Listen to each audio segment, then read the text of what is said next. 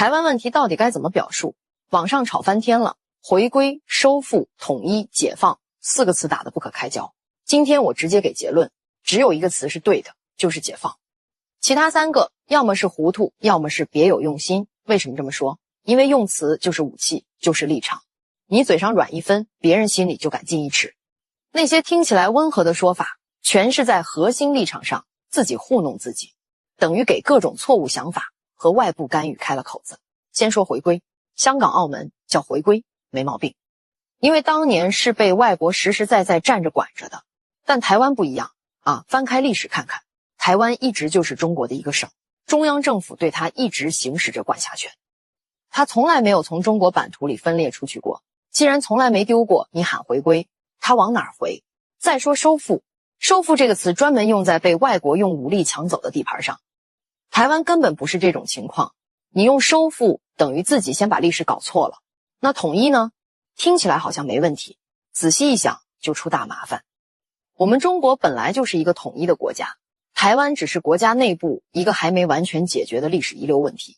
你老是强调统一，反而把水搅浑了，听起来好像两边是对等的政治实体似的，这正好掉进了一些错误话术的陷阱里。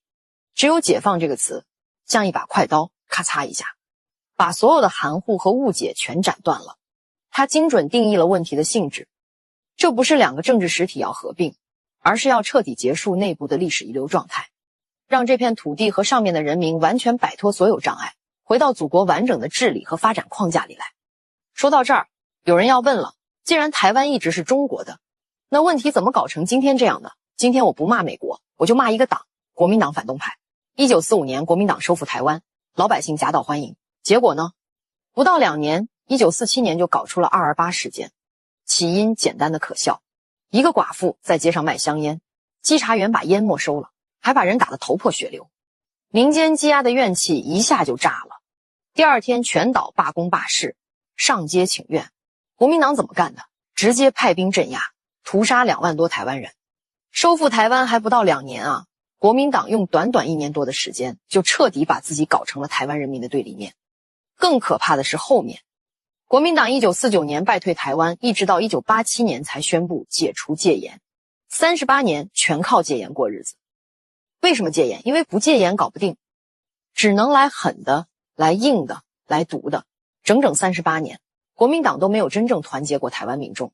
1946年，美国记者到台湾采访，台湾人是这么说的：你们美国人对日本人太仁慈了，只丢给他们2颗原子弹，却对台湾很刻薄，把中国人丢给了我们。意思就是国民党对台湾人造成的痛苦，甚至超过了原子弹对日本人的痛苦。这话虽然夸张，但反映的是真心态。台湾当时还有民谣唱，台湾光复真吃亏，饿死同胞一大堆，物价一日一日贵，阿山一日一日肥。国民党代表的就是中国，台湾人恨国民党，顺理成章的连带着不认一个中国原则了。1970年，美国趁机出钱出力，在海外成立台独组织，大量招收年轻人到美国洗脑学习，然后回台湾影响政局、舆论、民心。吕秀莲就是那个时期伊利诺伊大学的硕士，蔡英文是伦敦政经学院的博士。1979年爆发了美丽岛事件，一群年轻人要民主自由，被国民党镇压了，8个人被起诉，15个人为他们辩护，没用，全判了有期徒刑。这23个人里面，后来多少成了臭名昭著的台独分子，陈水扁、谢长廷、苏贞昌全出来了。7年以后，台湾民主进步党成立，党纲第1条就是台湾独立。所以我把话说清楚，是国民党台湾当局的腐败无能，一手把很多台湾人心中一个中国的理念给活活灭掉了。马克思主义哲学告诉我们，内因才是主要的。国民党从1927年开始彻底抛弃人民，对人民的政党搞屠杀，失去了大陆的政权。到了台湾还搞38年戒严，最后留下一个严重的遗留问题，留下一个烂摊子，人心都是肉长的，你对人民咋样？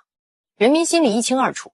有人可能会说，国民党好歹还坚持一个中国原则吧。我告诉你，别再被他的虚假面目骗了。这个党从来不想统一，更无心促统。他心里最恐惧、最忌惮的结局是什么？就是大陆趁着民进党执政，直接完成国家统一。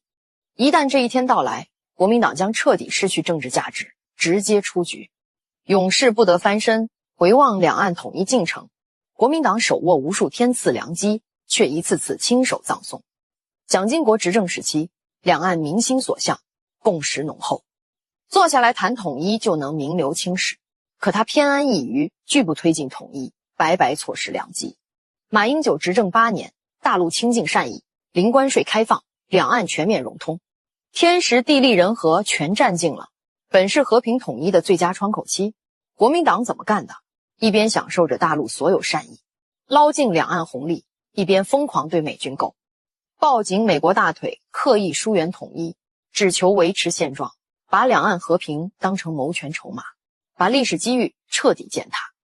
一位定居泉州12年的台湾大叔一句话就戳穿了：台独可恨，国民党更不值得信任。国民党揣着明白，装糊涂，迷信西方势力，笃定大陆被围堵无法突围，一门心思以拖代变，以美谋独，据统谋私，从来没想过真正回归。马英九时期，国民党就暗中推行去中国化教育，弱化民族认同，鼓吹台湾主体性，给台独势力铺路。等民进党上台，明目张胆搞台独，毒害年轻一代，国民党全程装聋作哑，冷眼旁观，任由岛内年轻人家国认同崩塌。岛内名嘴唐湘龙、郭正亮更是直接戳破，国民党跟民进党根本不是统独之争，只是政权争夺，民进党明着台独，国民党按着据统，民进党疯狂谋独，国民党假装温和，除了不直白喊台独，其余行径和民进党毫无区别。国民党全员至今还在天真幻想，只谈反独，绝不提统一，死守维持现状。他们嘴里的9·2共识早已沦为争取选票、捞取政治资本的工具，完全背弃了一个中国，谋求统一的核心初心。他们为什么这样？因为岛内一众政客、既得利益集团全打着自己的小算盘，贪恋岛内垄断资源，贪恋大陆惠台红利，害怕统一之后失去特权，再也不能两头捞好处，甘愿充当美国棋子，把据统包装成和平，把分裂美化成民主。他们口口声声要两岸和平，为什么疯狂通过7800亿天价军购案？蔡英文时期采购的军火，数千亿货款付清，却迟迟收不到货，国民党不闻不问，反倒变本加厉讨好美国，到底是为了台湾百姓，还是为了自己政权？讲清楚了根子，再说怎么办？战略上必须变了。过去我们有意无意有一种奢望，希望美国不要直接军事介入，那样我们的胜算大一些。可现在形势变了，俄乌冲突中，美国展示了一种稳赚不赔、无穷无尽消耗对手的战略。我们的策略也要调整，不仅不再奢望美国作弊上官，反而要主动把美国拉下水，让他跟我们一起赌。战场不仅仅在台湾海峡，应该包括日本、韩国、关岛、澳大利亚、新加坡的美军基地，还有太平洋、印度洋、马六甲海峡上到处乱晃的美国航母。这样做的目的是什么？是提醒美国，你在俄乌冲突中那种稳赚不赔的如意算盘，将来不复存在。如果美国赢了，他有应得的收获；如果输了，他要承受应有的代价，而不是像俄乌冲突那样，不管啥，结果他都是赢家；不管啥，结果他都没风险。也许这样一来，美国会静下心来，让那些拿了很多诺贝尔奖的狗头军师们拿起计算器，好好盘算利弊得失，不至于像现在这样闭着眼睛拱火，无所顾忌地推动战争，毫无代价地让战争无休无止。统一台湾本身已经是一个毫无悬念的问题，但统一的本质已经变了，它已经上升为中国崛起之路上对美国和全世界牛鬼蛇神的立威之战。不要老问什么时候开打，就像备战高考的学生，关键是把每一天的学习搞好，而不是天天想着高考哪天来，战争的胜负在开战之前就已经决定了，真打起来只是走个过场。我们现在确切知道了一件事儿，美军是知道撤退的，美军的词典里是有撤退这个词的。只要他真正感受到对手的强大，我们的任务就是让自己变得强大，并且让他知道2017年7月23日，中国东海上空，青岛以南约90英里的地方，一架中国歼10战斗机原本在美军 EP3 侦察机下方飞行，突然加速飞到美军飞机前方91米处，截断了美军飞机的前进方向。两架中国战机都携有武器，美军没办法，只好回避，改向跑了。这种事儿发生的多了。他还敢到我们辽宁舰航母母港附近来转悠吗？还敢到北海舰队司令部附近来转悠吗？他原来经常来，现在不咋来了，这是不是一种撤退？自从2022年8月佩洛西老太婆窜访台湾之后，解放军不断开展环台岛军事演训，不断无限接近真实台海冲突的场景。练得多了，真打起来就来得快，3下5除2就能解决问题。未来可能的台海冲突，第一任务是要打得赢，第二任务是要打得快。当我们真的具备这个能力之后，美军就可能主动撤退，这不是异想天开。有人说我们解决台湾问题的方式太磨人，不利索。我想请朋友们设身处地想一下，如果你的某个想法和行为跟管理者不一致，你是希望他耐心地摆事实讲道理，动之以情，晓之以理呢？还是希望他简单粗暴地跟你说一句，听不听，不听我把你抓起来。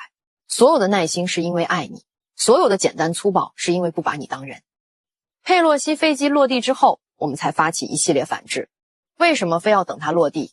因为如果没有理由就造成动荡，台湾人不明白背后的逻辑，就会把账记到我们头上。老太婆这么跑一趟，很多人就直观看到了事情的本质。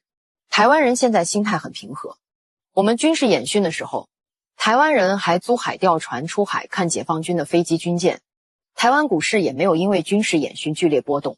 为什么？因为他们知道大陆的政策是只要你不越过红线我就不动手，而他们又知道台湾当局不敢越红线。这意味着什么？意味着如果哪一天台独分子和外部势力越过了红线，大陆动手，台湾民众心里非常清楚，是台独和外部势力惹的。我们用极大的耐心在台湾民众心中建立的这个逻辑基础，就是未来统一时减少抵抗，降低治理成本的关键。统一之后怎么办？人民万岁！国民党38年戒严的后果摆在那里，谁不把人民放在心上，谁就铸成大错。未来统一了台湾，必须坚持人民至上，把2300万台湾同胞的福祉放在心上，即使做一些影响台湾人生产生活的事儿，也一定要最大限度让台湾人认识到，罪魁祸首不是我们，是台独和外部势力，这很要命。你搞到最后大家都恨你，那就麻烦了。大国如烹小鲜，不能一生气直接把锅掀了，要做精美佳肴那样，做工精到，火候精准，慢慢熬，用心熬，能多多少少减少对抗心理，那也是一种收获。按这种方式，即便是武统之后，治理台湾的社会成本和难度也将极大降低，尤其我们有一国两制这个方案给他们，这就是我们当下的耐心为未来统一所做的铺垫。最后送大家3句话。第一句，国民党用70年证明了一件事儿，谁不把人民放在心上，谁将铸成大错。第二句，台独分子和外部势力用几十年证明了另一件事，分裂国家的人终将被钉在历史的耻辱柱上。第三句，我们用70多年证明了最重要的一件事，人民至上不是口号，是决定国家命运的铁律。台湾问题从来不是打不打得赢的问题，是怎么赢，赢了之后怎么守的问题。解放台湾，我们一直在路上，这条路我们一步都不会让。